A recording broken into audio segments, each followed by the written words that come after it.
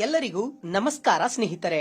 ನಾವು ನಮ್ಮ ಮೊಬೈಲ್ನಿಂದ ಅಥವಾ ನಮ್ಮ ಕಂಪ್ಯೂಟರ್ನಿಂದ ಮನೆಯಲ್ಲೇ ಕುಳಿತು ಆನ್ಲೈನ್ ಮೂಲಕ ನಮ್ಮ ಆಧಾರ್ ಕಾರ್ಡ್ ಆಧಾರಿತ ಹಣ ಯಾವುದೋ ಬ್ಯಾಂಕಿಗೆ ಜಮಾ ಆಗುತ್ತಿದ್ದು ಬೇರೆ ಬ್ಯಾಂಕಿಗೆ ಇನ್ನು ಮುಂದೆ ಜಮಾ ಆಗಬೇಕು ಅಂದ್ರೆ ನಾವು ಅದನ್ನು ಆಧಾರ್ ಲಿಂಕ್ ಅನ್ನು ಹೇಗೆ ಬದಲಾಯಿಸಬಹುದು ಅನ್ನೋದನ್ನು ಈ ವಿಡಿಯೋದಲ್ಲಿ ನಿಮಗೆ ತಿಳಿಸಿಕೊಡ್ತೇನೆ. ಸರ್ಕಾರವು ಹಾಕುವ ಹಣವು ಅಂದ್ರೆ ಗೃಹಲಕ್ಷ್ಮಿ ಹಣ, ಪ್ರತಿ ತಿಂಗಳು ಪಿಂಚಣಿ ಹಣ, ಪಿಎಂ ಕಿಸಾನ್ ಹಣ ಸೇರಿದಂತೆ ಡಿಬಿಟಿ ಮೂಲಕ ಆಧಾರ್ ಆಧಾರಿತವಾಗಿ ಜಮಾ ಆಗುವ ಎಲ್ಲಾ ಹಣವನ್ನು ಯಾವ ಬ್ಯಾಂಕಿಗೆ ಜಮಾ ಆಗುತ್ತಿದೆ ಅಂತ ನೋಡಲು ಚೆಕ್ ಮಾಡಲು ಬರುತ್ತದೆ.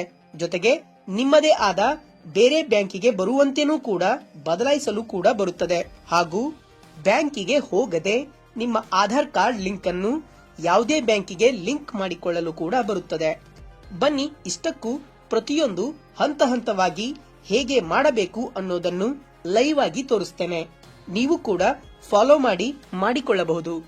ಒಟ್ಟಿನಲ್ಲಿ ಹೇಳುವುದಾದರೆ ನಿಮ್ಮ ಆಧಾರ್ ಕಾರ್ಡ್ಗೆ ಯಾವ ಬ್ಯಾಂಕ್ ಅಕೌಂಟ್ ಲಿಂಕ್ ಆಗಿದೆ, ಯಾವುದಕ್ಕೆ ಹಣ ಹೋಗ್ತಾ ಇದೆ, ಅದನ್ನು ನಮ್ಮದೇ ಆದ ಬೇರೆ ಬ್ಯಾಂಕ್, ಉದಾಹರಣೆಗೆ ನಮಗೆ ಕೆಜಿಬಿ ಬ್ಯಾಂಕಿಗೆ ಹೋಗ್ತಾ ಇದೆ, SBI ಬ್ಯಾಂಕಿಗೆ ಹೋಗ್ತಾ ಇದೆ, ಅದನ್ನು ನಾನು ICICI ಬ್ಯಾಂಕಿಗೆ ಸರ್ಕಾರದಿಂದ ಬರುವ ಎಲ್ಲಾ ಹಣವನ್ನು ಡಿಬಿಟಿ ಆಧಾರವಾಗಿ ಬರುತ್ತಿದ್ದು ಅದನ್ನು ನಾವು ಬದಲಾಯಿಸ್ಕೋಬೇಕು ಅಂತ ಅಂದ್ರೆ ನೀವು ಈ ಒಂದು ನಾನು ತೋರಿಸುವ ಲೈವ್ ವಿಡಿಯೋ ಮುಖಾಂತರ ಹೇಗೆ ಮಾಡ್ತಾ ಇದ್ದೇನೆ ನೋಡಿಕೊಂಡು ಅದೇ ರೀತಿಯಾಗಿ ನೀವು ಕೂಡ ಬ್ಯಾಂಕಿಗೆ ಬರ್ತಕ್ಕಂತಹ ಸರ್ಕಾರದ ಹಣವನ್ನ ಬದಲಾಯಿಸ್ಕೋಬಹುದು. ಹಾಗೂ ಯಾವ ಬ್ಯಾಂಕಿಗೆ ನಮ್ಮ ಒಂದು ಸರ್ಕಾರದಿಂದ ಬರ್ತಕ್ಕಂಥ ಹಣ ಜಮಾ ಆಗ್ತಾ ಇದೆ, NPCI ಆಗಿದೇನೋ ಇಲ್ವೋ ಅನ್ನೋದನ್ನು ಕೂಡ ಚೆಕ್ ಮಾಡಬಹುದು. ಹಾಗೂ NPCI ಆಗಿದ್ದಿಲ್ಲ, ಆಧಾರ್ ಅಕೌಂಟ್ಗೆ ಲಿಂಕ್ ಆಗಿದ್ದಿಲ್ಲ ಅಂದ್ರೂ ಕೂಡ ಈ ವಿಡಿಯೋದಲ್ಲಿ ತೋರಿಸುವ ಮೂಲಕ ಹಾಗೆ ಮಾಡ್ಕೊಂಡ್ರೆ ನೀವು ಕೂಡ ನಿಮ್ಮ ಬ್ಯಾಂಕ್ ಅಕೌಂಟ್ಗೆ ಆಧಾರ್ ಕಾರ್ಡ್ ಅನ್ನ ಲಿಂಕ್ ಮಾಡ್ಕೋಬಹುದು. ಹಾಗೂ NPCI ಕೂಡ ಮಾಡ್ಕೋಬಹುದು. ಜೊತೆಗೆ ಹೇಗೆ ನಿಮ್ಮ ಒಂದು ಬ್ಯಾಂಕ್ ಅಕೌಂಟ್ಗೆ ಬರ್ತಾ ಇದೆ ಸರ್ಕಾರದ ಎಲ್ಲಾ ಹಣ, ಆದ್ರೆ ಆ ಬ್ಯಾಂಕಿಗೆ ಹೋಗೋದು ತುಂಬಾ ಕಷ್ಟ ಆಗ್ತಾ ಇದೆ, ಅಥವಾ ಬ್ಯಾಂಕ್ನವರು ದುಡ್ಡು ಸಡನ್ ಆಗಿ ಕೊಡ್ತಾ ಇಲ್ಲ, ಏನೋ ಸಮಸ್ಯೆ ಇರುತ್ತೆ, ಅಥವಾ ಬ್ಯಾಂಕಿನಲ್ಲಿ ಸಾಲ ಇರುತ್ತೆ, ಸಾಲಕ್ಕಾಗಿ ಹಣವನ್ನ ಸರ್ಕಾರದಿಂದ ಬರ್ತಕ್ಕಂಥ ಎಲ್ಲಾ ಹಣವನ್ನ ಚುಕ್ತಾ ಮಾಡ್ಕೊಳ್ತಾ ಇದ್ದಾರೆ. ಸರ್ಕಾರದಿಂದ ಬರ್ತಕ್ಕಂತಹ ಎಲ್ಲಾ ಇನ್ಶೂರೆನ್ಸ್ ಹಣ ಆಗಿರ್ಲಿ, ಯಾವುದೇ ಒಂದು ಆಧಾರ್ ಕಾರ್ಡ್ ಲಿಂಕಿನ ಮೂಲಕ ಬರ್ತಕ್ಕಂಥ ಸರ್ಕಾರದ ಎಲ್ಲಾ ಹಣವನ್ನ ಸಾಲಕ್ಕಾಗಿ ಜಮಾ ಹಾಕೊಳ್ತಾ ಇದ್ದಾರೆ ಅಂತ ಅನ್ನೋದನ್ನ ಅಂತ ಇದ್ರೆ ನೀವು ನಿಮ್ಮದೇ ಆದ ಇನ್ನೊಂದು ಬ್ಯಾಂಕಿನ ಅಕೌಂಟ್ಗೆ ಸರ್ಕಾರದಿಂದ ಬರ್ತಕ್ಕಂತಹ ಹಣವನ್ನ ವರ್ಗಾವಣೆ ಮಾಡ್ಕೋಬಹುದು. ಅದನ್ನು ಹೇಗೆ ಮಾಡ್ಕೋಬೇಕು ಅನ್ನೋದನ್ನ ಈ ಒಂದು ವಿಡಿಯೋದಲ್ಲಿ ನಿಮ್ಗೆ ಲೈವ್ ಆಗಿ ತೋರಿಸ್ತೇನೆ. ಅದನ್ನ ನೀವು ಕೂಡ ಫಾಲೋ ಮಾಡಿ ನಿಮ್ಮ ಒಂದು ಬ್ಯಾಂಕ್ ಖಾತೆ ಯಾವ ಆಧಾರ್ ಕಾರ್ಡ್ಗೆ ಆಧಾರ್ ಕಾರ್ಡ್ ಅನ್ನ ಯಾವ ಬ್ಯಾಂಕಿಗೆ ಲಿಂಕ್ ಇದೆ ಲಿಂಕ್ ಮಾಡ್ಕೋಬಹುದು, NPCI ಮಾಡ್ಕೋಬಹುದು, DBT ಮಾಡ್ಕೋಬಹುದು, ಮತ್ತು ಈ ಎಲ್ಲವನ್ನು ಚೇಂಜ್ ಕೂಡ ಮಾಡ್ಕೋಬಹುದು. ಯಾವ ಬ್ಯಾಂಕಿಗೆ ಬೇಕಾದ್ರೆ ಸರ್ಕಾರದ ಹಣವನ್ನ ಬರುವಂತೆ ಅಂದ್ರೆ ಒಂದೇ ಒಂದು 5 ನಿಮಿಷದಲ್ಲಿ ಮಾಡ್ಕೊಳ್ಳೋ ಮೂಲಕ ನಿಮ್ಮ ಒಂದು ಬ್ಯಾಂಕ್ ಖಾತೆಯನ್ನ ಚೇಂಜ್ ಮಾಡ್ಕೋಬಹುದು. ಬನ್ನಿ ಹೇಗೆ ಅಂತ ಕಂಪ್ಲೀಟ್ ಆಗಿ ತೋರಿಸ್ತೇನೆ. ನೀವು ನಿಮ್ಮ ಮೊಬೈಲ್ ನಲ್ಲಿ ಅಥವಾ ನಿಮ್ಮ ಕಂಪ್ಯೂಟರ್ ನಲ್ಲಿ ಹೀಗೆ ಫಾಲೋ ಮಾಡ್ಕೋಬಹುದು. ಬನ್ನಿ ನೋಡೋಣ. ಮೊಬೈಲ್ ಆಗಿರ್ಲಿ ಅಥವಾ ನಿಮ್ಮ ಕಂಪ್ಯೂಟರ್ ನಲ್ಲಿ ಆಗಿರ್ಲಿ ಈ ರೀತಿಯಾಗಿ ವೆಬ್ಸೈಟ್ ಅನ್ನ ಓಪನ್ ಮಾಡ್ಕೊಳ್ಳಿ.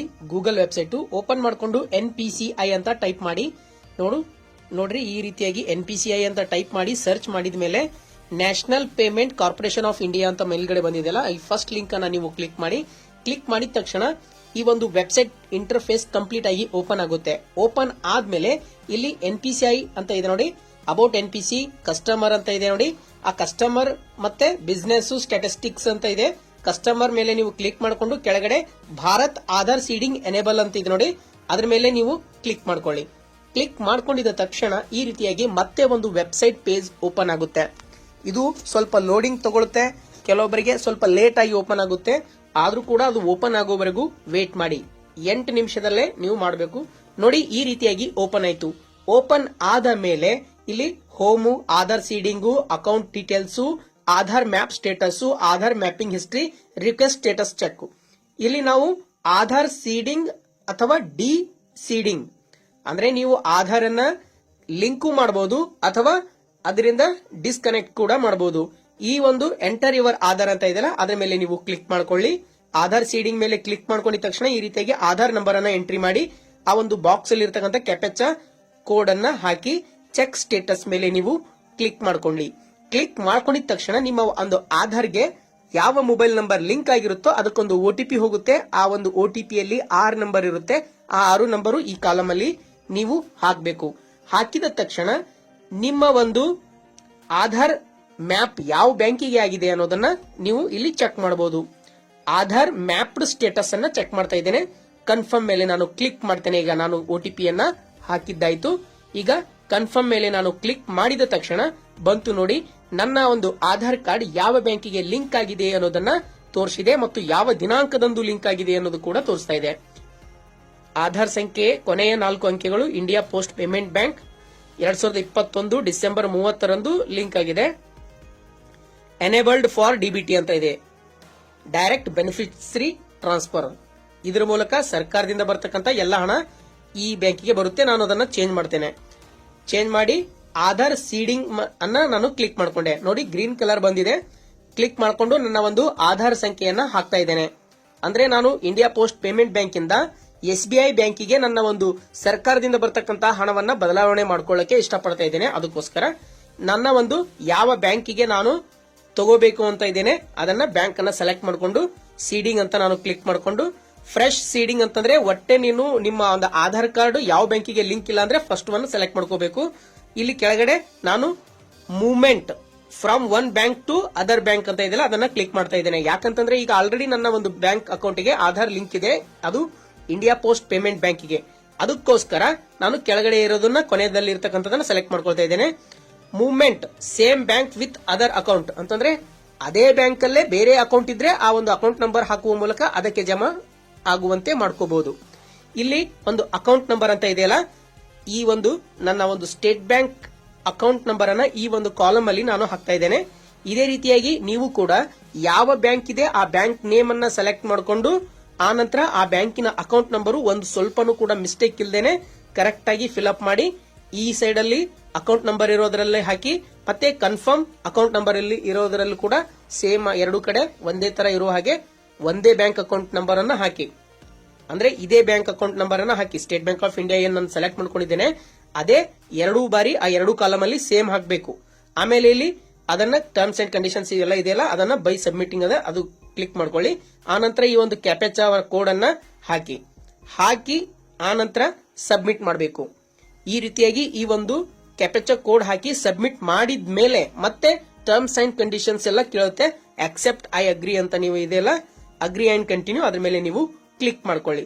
ಕ್ಲಿಕ್ ಮಾಡ್ಕೊಂಡಿದ ತಕ್ಷಣ ಮತ್ತೆ ನಿಮ್ಮ ಆಧಾರ್ ಕಾರ್ಡ್ಗೆ ಯಾವ ಒಂದು ಮೊಬೈಲ್ ನಂಬರ್ ಲಿಂಕ್ ಇರುತ್ತೆ ಆ ಒಂದು ಮೊಬೈಲ್ಗೆ ಮತ್ತೆ OTP ಹೋಗುತ್ತೆ.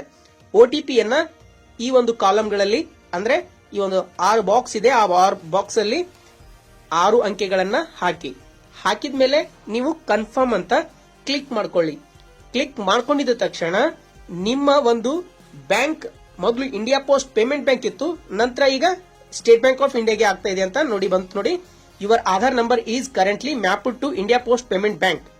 Please click to proceed. State bank of ಇಂಡಿಯಾಗೆ ಲಿಂಕ್ ಆಗ್ತಾ ಇದೆ ನೋಡಿ. Aadhaar seeding is pending, success ಬಂತು ನೋಡಿ. ಆಧಾರ್ ಸೀಡಿಂಗ್ ಸಕ್ಸಸ್, ಸ್ಟೇಟಸ್ ಏನಾಗಿದೆ ಸಕ್ಸಸ್ ಆಗಿದೆ.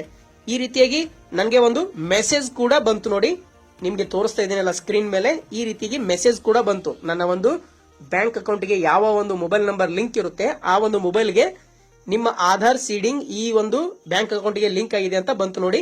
ಈ ರೀತಿಯಾಗಿ your Aadhaar successfully reseeded from India post payment bank to state bank of India account number ಅಂತ ಬಂದಿದೆ.